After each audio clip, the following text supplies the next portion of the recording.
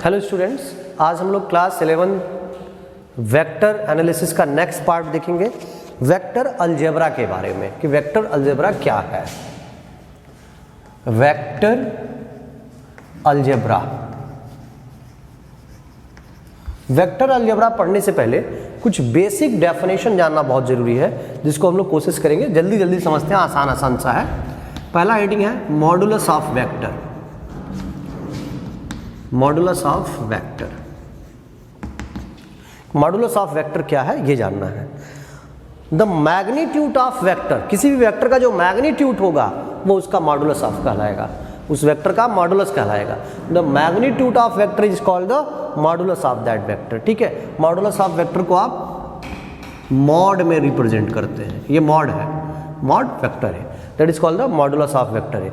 कभी कभार इसको नॉर्मली जो है ऐसे भी लिखा जा सकता है, मॉडुलस ऑफ वेक्टर। ये नॉर्मली ये लिख देंगे तब भी सही है, that is called the modulus of vector है। अगर कोई एक वेक्टर ए दिया है, उसका मॉडुलस या तो ये लिख सकते हो या तो ऐसे लिख सकते हो, दोनों कंडीशन सही है, मॉडुलस ऑफ वेक्टर है। दूसरा point, unit vector. Unit vector क्या होता है? यूनिट वेक्टर से क्लियर है, नाम से ही यूनिट, नहीं वो वेक्टर जिसका यूनिट मैग्नीट्यूड हो, यूनिट मैग्नीट्यूड हो, that is called the unit vector. वो वेक्टर जिसका मैग्नीट्यूड क्या हो जाए, यूनिट हो जाए, that is called the unit vector. Unit vector को नॉर्मली आप लोग एक कैप, कैप है ये, कैप से रिप्रेजेंट करेंगे। किससे रिप्रेजेंट करेंगे? ए कैप से। और A cap is equal to vector A upon modulus of vector A. Unit vector का ये फार्मूला हो गया। आसान सा चीज है, मुझे लगता है आप लोग समझ गए होंगे सबको। जैसे मान लीजिए कि एग्जांपल लेते हैं, अगर एक question they they, find the unit vector of 4i minus 3j plus k। अगर आपको इसका यूनिट वेक्टर निकालना हो तो यूनिट वेक्टर मान लो ये a के वेक्टर a के बराबर है, तो यूनिट वेक्टर का फार्मूला क्या होता है? Vector a upon modulus of vector a। अब क्वेश्चन उठता है सर मॉडुलस निकालेंगे कैसे? तो ध्यान से समझो, मॉडुलस ऑफ वेक्टर निकालने के लिए अंडर रूट i के कोफिशिएंट का स्क्वायर, i मतलब x axis square, plus j के कोफिशिएंट का स्क्वायर माइनस 3 स्क्वायर, k का कोफिशिएंट कुछ नहीं है तो 1 मान लेंगे, 4 का स्क्वायर 16, 3 का स्क्वायर 9 और ये 1, यानी कितना? 26। तो unit vector a is equal to क्या निकल गया? Cap vector, vector cap is equal to vector a। Vector a की वैल्यू ऐसे ही हूबहू पुट कर दो, 4i minus 3j plus k upon under root, answer हो गया। बहुत ही आसान सा कंडीशन था, कोई ऐसा बहुत टफ नहीं है जो आप ना कर पाओ।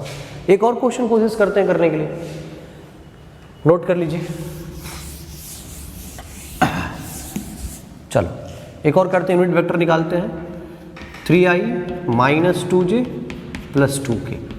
ठीक है, इसको a के बराबर मान लो, वेक्टर a है तो इसका पहले मॉडुलस निकाला जाए। Modulus of a is equal to कितना? Under root 3 square plus minus 2 यानी इसका स्क्वायर प्लस 2 स्क्वायर, 3 स्क्वायर 9, 4 4। ठीक है, तो unit vector a is equal to कितना हो जाएगा? Vector a upon modulus of vector a। Vector a की value 3i minus 2j plus 2k upon under root 17। Sure? बहुत ही आसान सा टर्म था, ऐसा नहीं था जो आप ना समझ पाए। सब लोग को समझ में आ रहा होगा, तो आपको मॉडुलस ऑफ वेक्टर समझ में आ गया और यूनिट वेक्टर समझ में आ गया।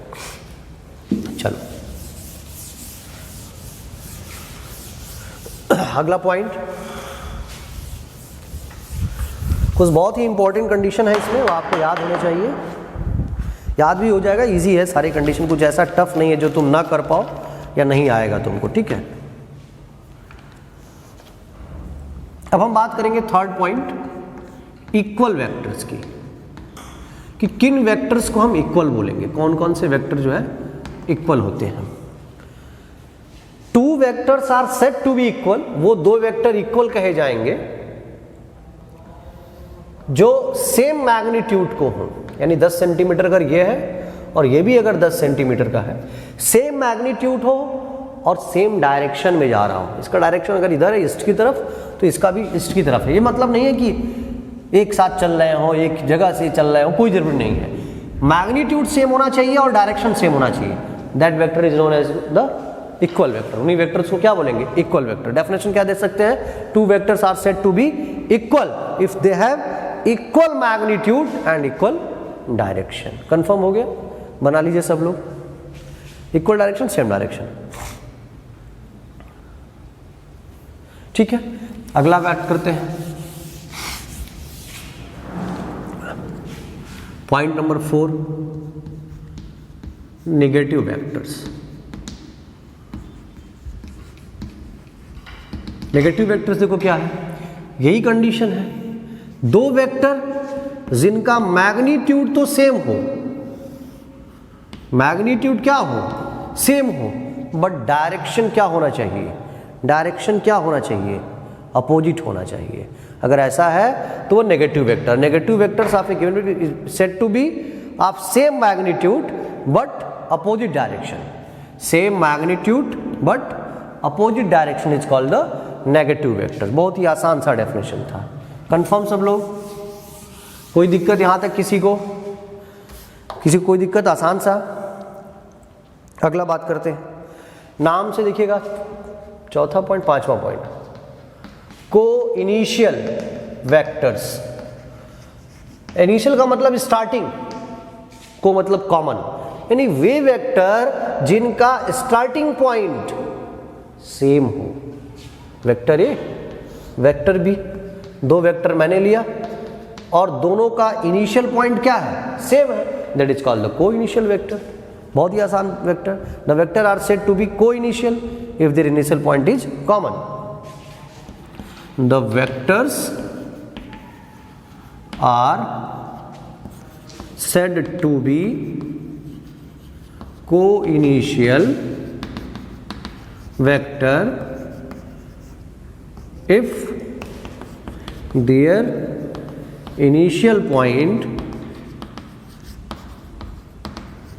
is common या सेम। जिसका इनिशियल पॉइंट कॉमन हो उसी को हम को इनिशियल वेक्टर करते हैं। ठीक है, बहुत ही आसान सा डेफिनेशन था। वो चीज़ मुझे लगता है सब लोग समझ भी गए होंगे कि क्या कहना चाहते हैं। ठीक है, चलिए अब हम वेक्टर अलजेब्रा की बात करेंगे। 5 पॉइंट आपको याद होना चाहिए, इसके बाद कुछ पॉइंट